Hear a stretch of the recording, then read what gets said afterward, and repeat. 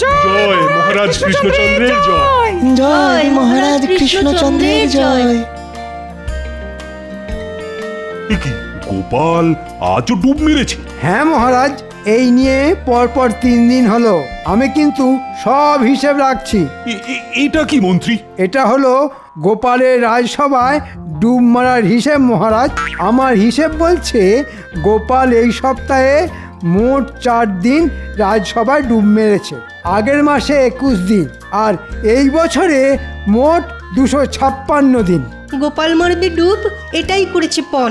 ঘরে বসেও সে পায় প্রতি মাসের বেতন। মহারাজ মহারাজ, আপনি আবার কিছু একটা করুন। গোপাল দিন দিন বড্ড অলস হয়ে পড়ছে। অলস না ঘোড়ার ডিম, সব ফাঁকি মারার তাল। মহারাজ নরম মনের মানুষ, তাই মহারাজ গোপালকে কিচ্ছু বলেন না। আমি মহারাজের জায়গায় থাকলে কবে গোপালকে ঘাট ধরে রাজসভা থেকে বার করে দিতাম। হ্যাঁ মহারাজ, গোপাল রাজসভা কামাই করে ঘরে বসে বেতন পাবে, এটা কিন্তু কিছুতেই চলতে পারে না। গোপালের শাস্তি চাই। এই তো হুঁটা ঠিক জায়গা মতন দিয়েছি, এবার আগুন জ্বললো বলে। আচ্ছা আচ্ছা, আমি কথা দিচ্ছি এবার আমি যে করেই হোক গোপালের আলসেমি দূর করেই ছাড়ব। গোপাল শাস্তি পাবে, পাবেই।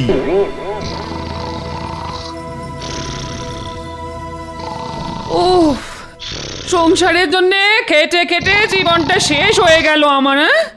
ওদিকে মহারাজ বেলা অবধি নাক ডেকে ঘুমিয়েই চলেছে। এই বলি শুনতে পাচ্ছ? জানি তো এখন কোনো কথাই মহারাজের কানে যাবে না। আজ আমার একদিন কি তোমার একদিন। এই বলি তুমি উঠবে? অনেক হয়েছে আর নয়। আজ জম্মের মতন তোমার ঘুম বার করছি আমি।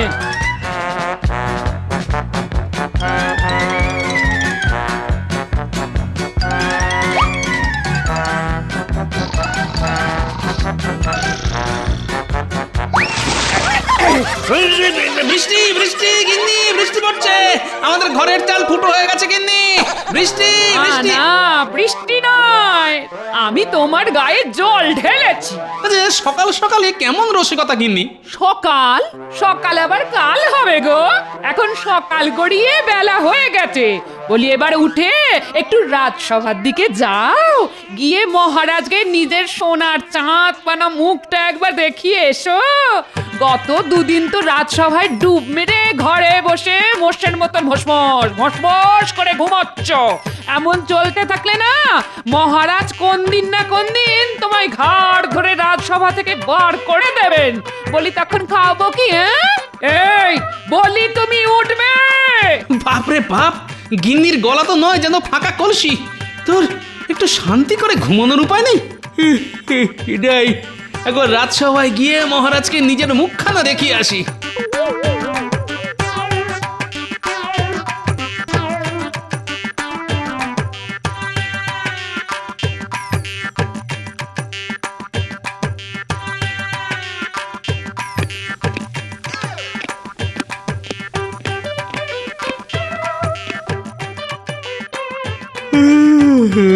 শুভ সকাল মহারাজ। হ্যাঁ, বলো কি গোপাল, এখন শুভ সকাল? আগে সেটা বলতে হয় বলে বললাম মহারাজ। আমার কাছে আজ অশুভ সকাল, কারণ আমার গিন্নি আমার কাঁচা ঘুমটা চটকে একেবারে চচ্চড়ি করে দিয়েছে মহারাজ। তাও ভালো, গোপালের মুখটা আজ দেখা গেছে, না হলে তো তুমি আজও রাজসভায় ডুব মারতে গোপাল। ও, আমার মুখটা না দেখলে বুঝি আপনার ভাত হজম হয় না মন্ত্রী মশাই? বেশ তো, রোজ খাওয়ার পর আপনি আমার বাড়িতে এসে আমায় দর্শন করে যাবেন, তাতে ভাতও হজম হবে আর আপনার ঘুমটাও ভালো হবে। দেখেছেন মহারাজ, গোপাল একে দেরি করে এসেছে, তার উপর কেমন মুখ চালাচ্ছে। গোপাল, অনেক অনেক সহ্য করেছি, আর নয়। তুমি দিন দিন বড় অলস হয়ে পড়ছো। এইভাবে চলতে থাকলে কিন্তু আমি তোমাকে রাজসভা থেকে সারা জীবনের মতন বহিষ্কার করব। গোপাল, ওঠো গোপাল, মহারাজ তোমাকে কিছু বলছেন। মহারাজ, গোপাল কিছুই শুনছে না। গোপাল এখন ঘুমের দেশে। এই গোপাল, তুমি উঠবে? এই ওঠো, ওঠো বলছি, ওঠো। এবার আমি না পাগল হয়ে যাব।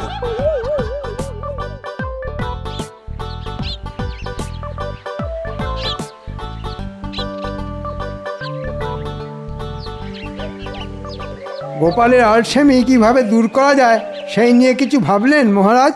ভেবেছি মন্ত্রী, অনেক অনেক ভেবেছি। প্রণাম মহারাজ, আমাকে আমাকে ডেকে পাঠিয়েছেন? শোনো রাজবৈদ্য, তোমাকে গোপালের জন্য এক বিশেষ পাচন তৈরি করতে হবে, যেটা খেয়ে গোপালের আলসেমি বুঝলে ওই সারা জীবনের মতন পালিয়ে যাবে। আলসেমি দূর করার পাচন? ঠিক আছে মহারাজ, ঠিক আছে। আমি আমি এক্ষুনি বাড়িতে গিয়ে ওই আলসেমি দূর করার পাচন বানিয়ে নিয়ে আসছি। বেশ, আজ রাজসভায় আমি নিজের হাতে গোপালকে সেই পাচন খাওয়াবো, যে করেই হোক আমি গোপালের আলসেমি দূর করেই ছাড়বো। মহারাজ, আপনি কিন্তু কথা দিয়েছিলেন যে আপনি গোপালকে শাস্তি দেবেন। কিন্তু বিপদের সময় গোপালই সবার আগে ঝাঁপিয়ে পড়ে মন্ত্রী, তাই শাস্তি দেওয়ার আগে একবার গোপালকে সুস্থ করে তোলার চেষ্টা আমি করবই। আর তাতেও কাজ না হলে তারপর আমি গোপালকে শাস্তি দেব।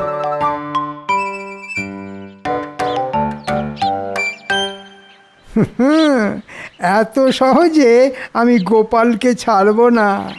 গোপালের একটা শাস্তির ব্যবস্থা করে তবেই আমি ছাড়ব, এই বলে দিলাম।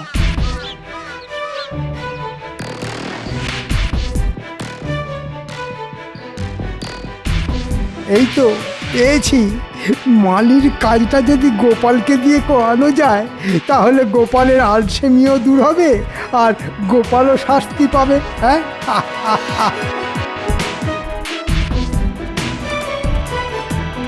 এই যে এদিকে শোন শোন, একে বলুন মন্ত্রী মশাই। আজ থেকে আগামী 7 দিন তোমার ছুটি।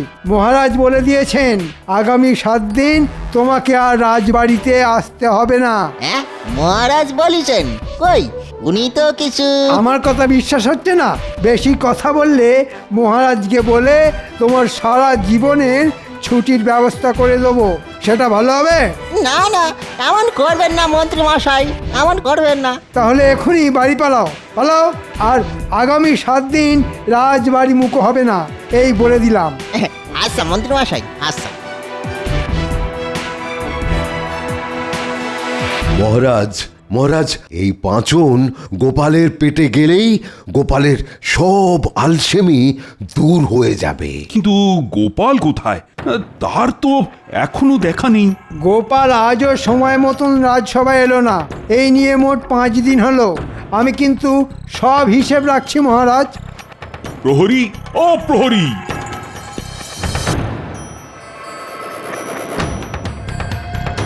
বলুন মহারাজ। এই এক্ষুনি গোপালের বাড়িতে গিয়ে গোপালকে তুলে সোজা আমার কাছে নিয়ে এসো।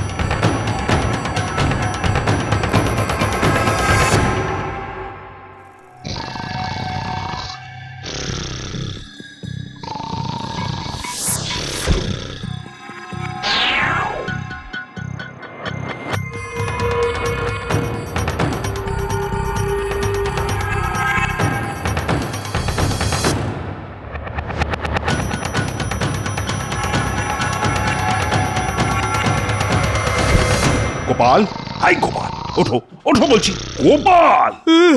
আমাকে আরেকটা ঘুমোতে দাও গিন্নি। চোখ খুলে গোপালের মাথায় পড়বে বাজ, যখন দেখবে সামনে দাঁড়িয়ে গিন্নি নয়, স্বয়ং মহারাজ। রাজবৈদ্য, নিয়ে এসো তো, নিয়ে এসো তোমার পাচন। আর মন্ত্রী, তুমি গোপালের মুখটা খুলে ধরো।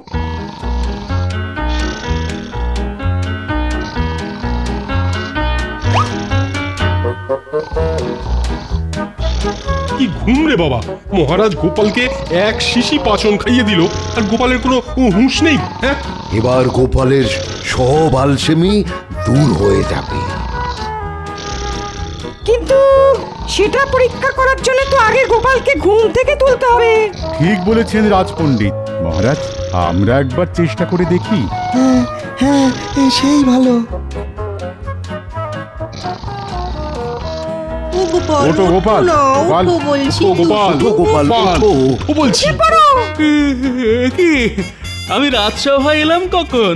তুমি নিজে আসনি, আমি তোমাকে বাড়ি থেকে তুলে নিয়ে এসেছি গোপাল। এবার যাও যাও, তুমি নিজের জায়গায় গিয়ে চুপটি করে বসো। উফ, এটা গোপাল ভাঁড় না সাক্ষাৎ কুম্ভকর্ণ? এমন মরার মতো ঘুম ঘুমোতে আমি আগে কাউকে দেখিনি। ওই দেখুন মহারাজ। ওহ, গোপালের এই ঘুমের জন্য এবার আমি সত্যি সত্যি পাগল হয়ে যাব। না, আমার পাচন গোপালের শরীরে কোনো কাজই করলো না। মহারাজ, গোপালের আলসেমির সঙ্গে আমরা পেরে উঠব না। বললেই হলো পেরে উঠবো না? আমার কাছে গোপালের আলসেমি দূর করার একটা ওষুধ আছে মহারাজ। কি ওষুধ মন্ত্রী? রাজবাড়ির মালিক 7 দিনের জন্য ছুটি নিয়ে দেশের বাড়িতে গেছে মহারাজ। তাই গোপাল যদি এই 7 দিন মালির কাজ করে তাহলে কাজের কাজও হবে আর গোপালের আলসেমিও দূর হবে। হ্যাঁ, মালি দেশের বাড়ি গেছে? তো কবে গেল, কখন গেল? ও, আমি তো কিছুই জানি না। আপনি জানবেন কি করে? আমি তো মালিকে ছুটিতে পাঠিয়েছি। আগে সেটা বড় কথা নয় মহারাজ। একবার ভাবুন, কুয়ো থেকে জল তোলা, রাজবাড়ির ফুলবাগানের পরিচর্যা করা, এসব খুব পরিশ্রমের কাজ। এই কাজটা যদি গোপাল করে তাহলে ও আর ঘুমানোর সময়ই পাবে না। ও, ওই শয়তান মন্ত্রীটা আমার ঘুম চটকানোর জন্য এই ফোন দিয়ে আসছে। বেশ বেশ, তাই হবে। গোপাল, এই গোপাল! আগে আমাকে ডাকছেন মহারাজ? হ্যাঁ, কাল থেকে তোমাকে রাজবাড়িতে মালির কাজ করতে হবে গোপাল। তাই কাল সকাল সকাল রাজবাড়িতে চলে এসো। কি কি কাজ করতে হবে সেটা বরং মন্ত্রী তোমাকে বুঝিয়ে দেবে।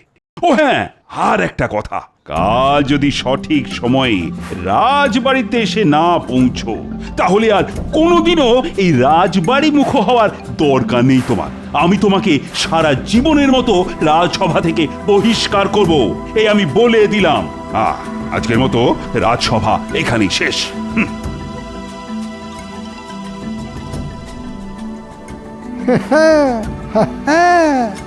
এবার গোপাল তুমি পালাবে কোথায়? যা, মহারাজ আমার উপরে খুব রেগে আছেন বলে মনে হলো। না না, এত সহজে আমি মন্ত্রীকে ছাড়বো না। আমার ঘুম যে চটকাবে, আমি তাকে চটকে একেবারে চচ্চড়ি করে ছাড়বো, বলে দিলাম।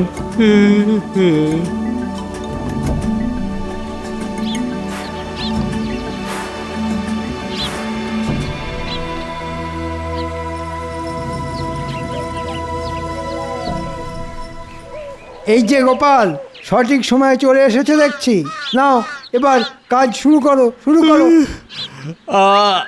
কি করতে হবে সেইটা তো বলুন মন্ত্রী মশাই। প্রথমে তোমাকে ওই কুয়ো থেকে বালতি করে জল তুলতে হবে। তারপর রাজবাড়িতে যত গাছ আছে সব গাছের গোড়ায় জল দিতে হবে, একটা গাছও যাতে বাদ না যায়।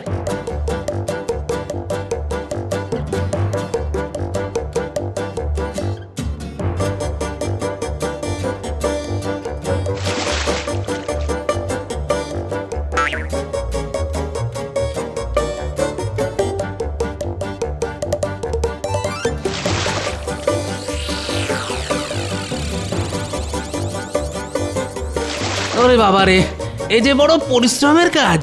এদিকে আজ ঘুমটাও ঠিক মতো হয়নি, গায়ে একটু বল পাচ্ছি না। আজ গোপালকে এমন খাটাবো যে 1 হাত জিভ বেরিয়ে আসবে গোপালের।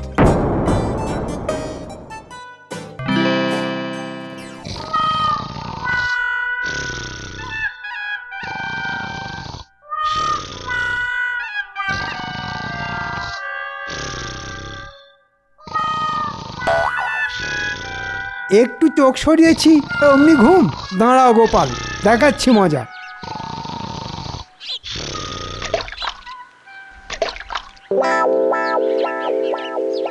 তাড়াতাড়ি হাত চালাও গোপাল, তাড়াতাড়ি হাত চালাও। আর শরীর চলছে না মন্ত্রী মশাই, ঘুম, একটু ঘুম। খবরদার নয় গোপাল, চোখ বন্ধ করলেই গায়ে জল ঢেলে দেবো, এই বলে দিলাম। না, মন্ত্রীটা বড্ড বার বেড়েছে দেখছি। ঠিক আছে, কালকের দিনটা আসতে দাও, আমিও দেখবো মন্ত্রী তুমি কি করে আমার ঘুমে বাধা দাও।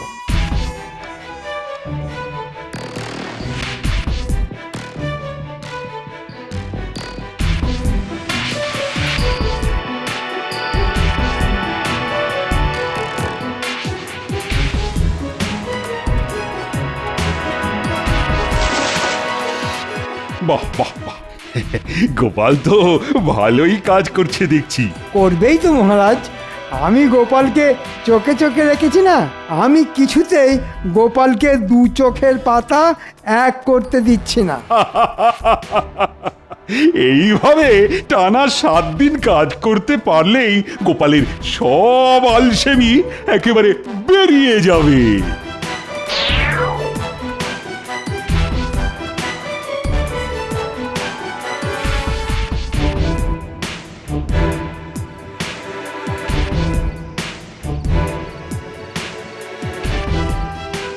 ওরে বাবারে, আর পারছি না।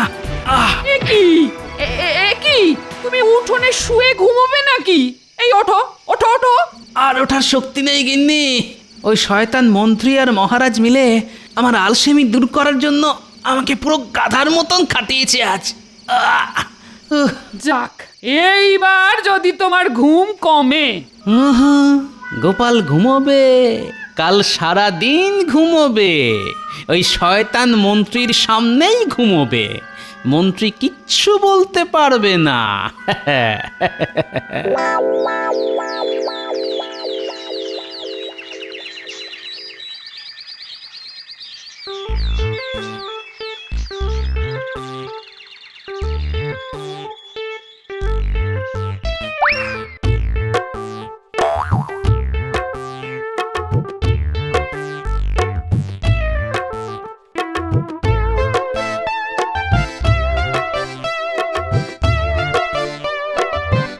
এমন ব্যবস্থা করব যে ওই শয়তান মন্ত্রীটা আমাকে ঘুম থেকে আর ডাকবে না।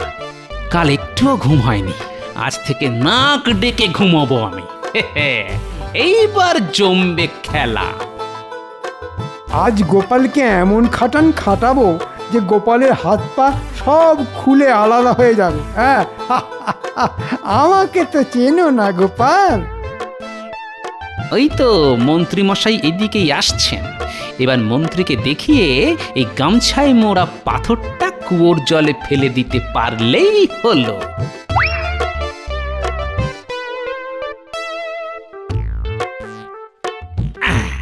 গোপাল ওটা কি ফেললো? ব্যাস, এবার আমি নিশ্চিন্ত। মহারাজের দেওয়া সব সোনা দানা আমি আমার গামছায় মুড়ে এই কুয়োর জলে ফেলে দিলাম। এবার চোর ডাকাতের হাত থেকে মুক্তি। যখন দরকার হবে তখন এসে বার করে নিয়ে যাব। যাই, এবার কাজ শুরু করি। ও, এই ব্যাপার। আমি যে সব দেখে নিলাম এটা গোপাল জানতেই পারেনি। কাজ করতে করতে গোপাল আজ আবার ঘুমিয়ে পড়বে, আর সেই ফাঁকে আমি তোমার সব সোনাদানা জল থেকে তুলে নেব গোপাল, বুঝেছ?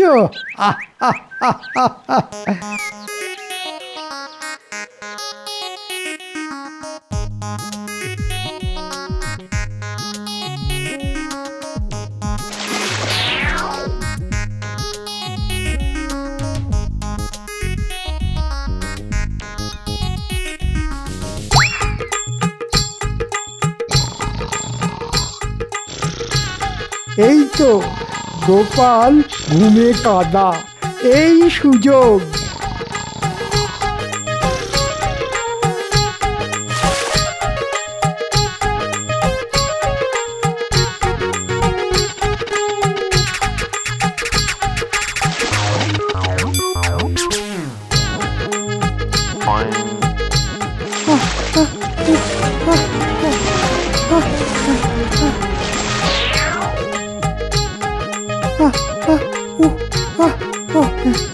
না না, হাল ছাড়লে হবে না, হাল ছাড়লে হবে না। না না না না, ঠিক আছে, আবার তুলি।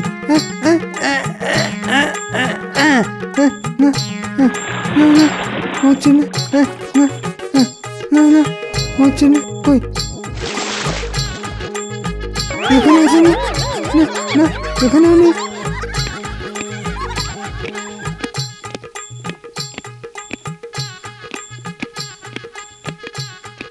যাই তো, গিয়ে একবার দেখে আসি গোপাল কেমন কাজ করছে।